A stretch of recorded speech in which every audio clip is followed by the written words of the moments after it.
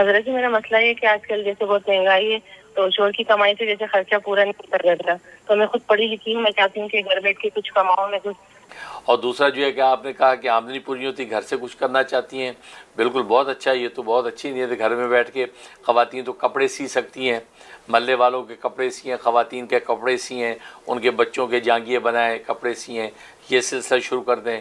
پھر آج تو یہ یوٹیوب کو زمانہ ہے، کوئی اچھا مفید جو ہے مقصد کے لیے کوئی ایک چینل جو یوٹیوب پہ بیٹھ کے بنا لیں، بس وہ چینل چلائیں اور آپ کو آمدنی ہوتی رہے گی اتنی، کم سے کم آپ کا جو ہے گزر بسر ہو جائے گا.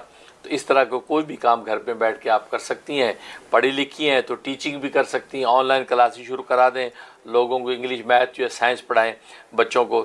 تو یہ سارے آپشنز ہیں، بالکل اس پہ آپ کر سکتی ہیں.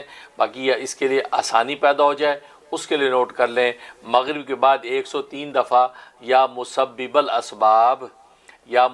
الاسباب پڑھنا ہے. براخی 11 مرتبہ درود ابراہیمی یہ پڑھ کے دعا کریں. 41 دن یہ پابندی سے کر لیں، انشاءاللہ اسباب بھی بن جائیں گے، آپ کے ہسبینڈ بھی اس کے لیے راضی ہو جائیں گے، اجازت دے دیں گے، اور آپ کے لیے انشاءاللہ نفع ہوگا. میں بھی دل سے دعا کرتا ہوں. جی بہتر.